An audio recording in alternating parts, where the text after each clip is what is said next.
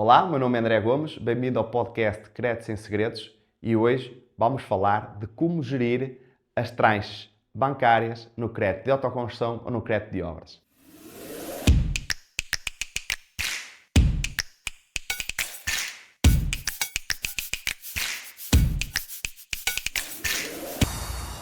Muito tenho falado e muito se fala e cada vez mais é uma solução a vertente do crédito de autoconstrução e do crédito de obras. Porquê? Porque, efetivamente, a falta de imóveis no mercado está a fazer com que as pessoas acabem por optar ou pela aquisição de um terreno e depois fazer o projeto de autoconstrução ou até comprar um imóvel que precise de ser remodelado e fazer depois o complemento de obras. E isso, apesar de, efetivamente, a banca, com quase todos os bancos, já ter produtos com qualidade e que fazem, muitos têm handicaps diferentes. Aqui sim existe uma variedade brutal da forma de trabalhar de um banco para o outro. Aqui é aquele caso que eu digo que aqui o spread não é tudo. E o spread ou a taxa não é tudo. Porquê? Porque os bancos trabalham de diferentes formas. E isso pode ter implicância na gestão financeira para fazer os pagamentos da obra. Muita gente pensa, ok, eu tenho o crédito, mas depois o empreiteiro, cada vez mais hoje em dia, ninguém começa uma obra sem ter um contrato de empreitada e sem ter um sinal, digamos assim, um adiantamento do valor do lado dele e nem todos os bancos estão preparados nem trabalham dessa forma. Por exemplo, no processo de obras, arrisco-me a dizer que quase todos os bancos não libertam dinheiro sem obra feita. Isto é, eu faço uma aquisição mais obras.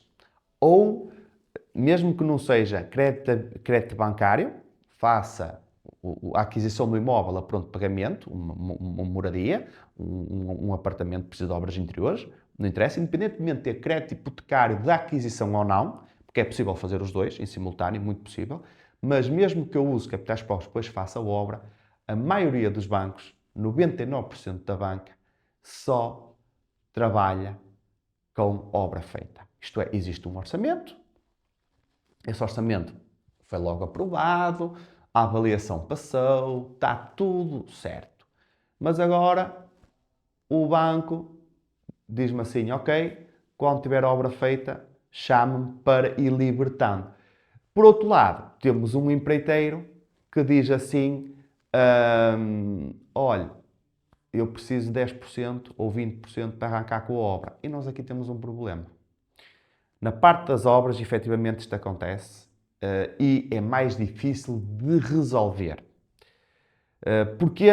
Porque se a pessoa comprou crédito de habitação mais crédito de obras,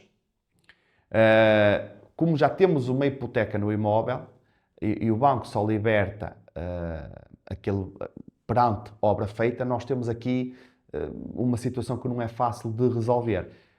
Para resolver isto, muitas vezes passa por a negociação direta com o empreiteiro, explicar ao empreiteiro a situação que tem, demonstrar que realmente tem o crédito aprovado, que tem tudo direitinho, mas que o banco trabalha dessa forma e muitas vezes consegue-se que o empreiteiro começa a fazer a obra, mas depois, lá está, começa o empreiteiro a fazer a obra e, como o empreiteiro vai querer dinheiro, chama-se cedo demais ou antecipadamente a primeira vistoria para o banco libertar algum dinheiro.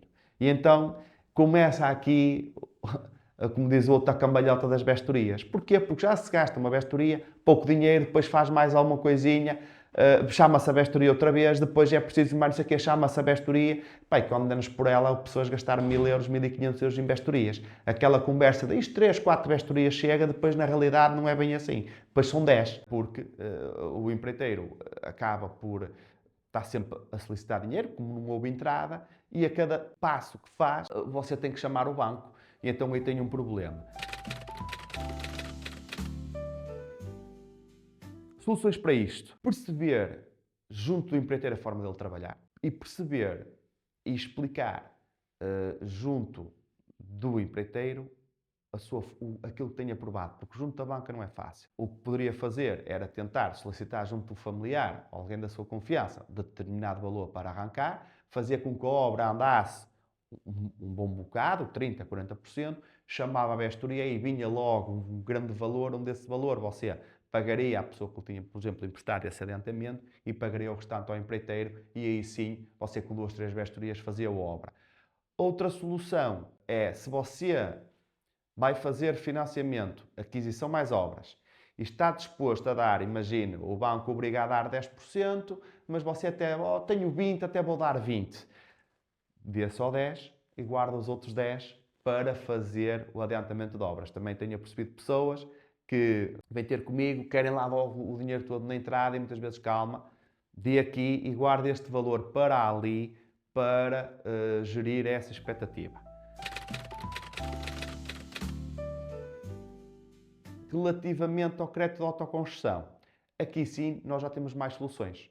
Existem bancos que só com obra feita, que não adianta, que a casa tem que andar e se vamos no mesmo paradigma das obras, temos o mesmo problema, não é? Se cada vez o empreiteiro faz um pilar ou monta uma placa, nós tivemos a chamar o engenheiro bancário, quer dizer, nós chegamos ao fim, temos 10 ou 11 vestorias gastas, e um descontrolo, digamos assim, mesmo em termos de dinheiro, orçamentos, porque depois, se é chave na mão é uma coisa, se depois vem o eletricista, é contratado por outra pessoa, o pecheleiro, não é? Se começarmos a subcontratar depois de algumas áreas, a gestão financeira acaba por ser mais difícil, mais chata, e até mais preocupante, e as pessoas até acabam às vezes por perder algumas noites de sono relativamente a isso. Mas aí, André, há soluções para isso?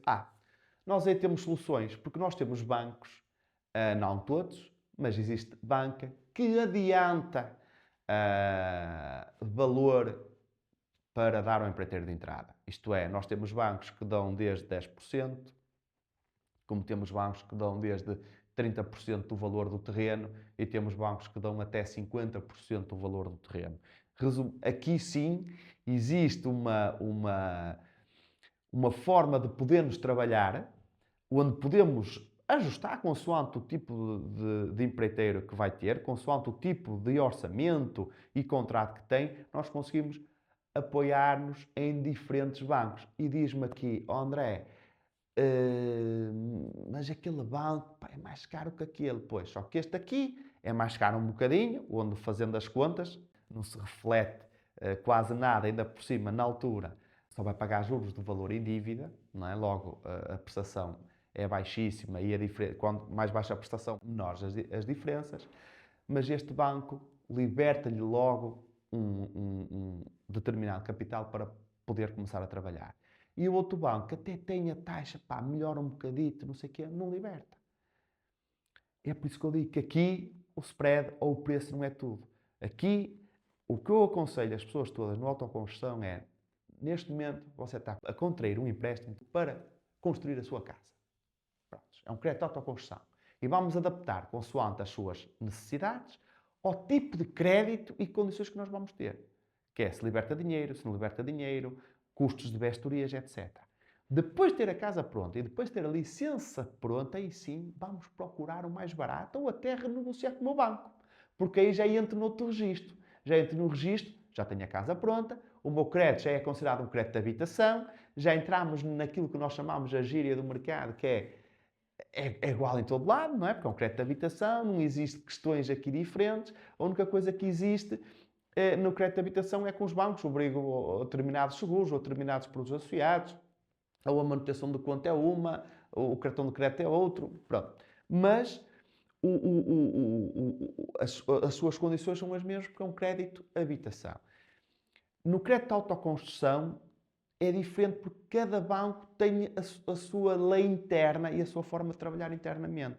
E essa forma de trabalhar internamente pode prejudicá-lo, porque pode até ter uma taxa de juros que depois vamos a ver e não, se calhar não reflete nada, ou se calhar para ter aquela taxa de juros o determinado banco até lhe obriga um produto associado que se for a ver depois até acaba por ser mais caro.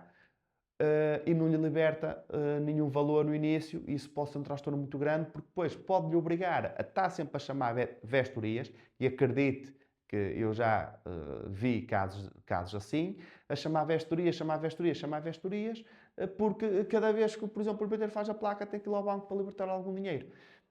Pronto, isso, apesar de demorar tempo, porque uma vestoria liga ao banco, ele não vai logo amanhã, não é? Pronto, o engenheiro demora sempre 2 ou 3 dias a visitar o local, depois faz o relatório, manda para o banco explica, quer dizer, apesar do tempo, não é? Aquela ansiedade, aquela gestão de ter dinheiro para fazer os pagamentos às pessoas, também sai caro, porque são vestorias atrás de vestorias atrás de vestorias.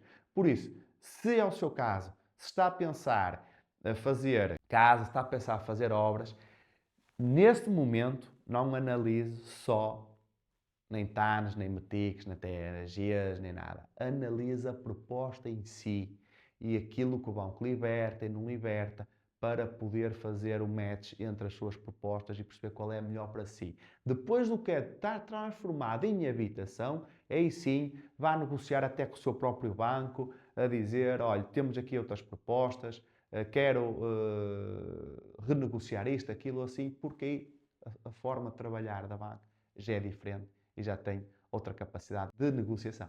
Obrigado por assistir a este episódio, obrigado por assistir ao meu podcast Créditos em Segredo. Siga as minhas páginas. O meu nome é André Gomes. Qualquer dúvida, qualquer questão, eu estou à sua disposição.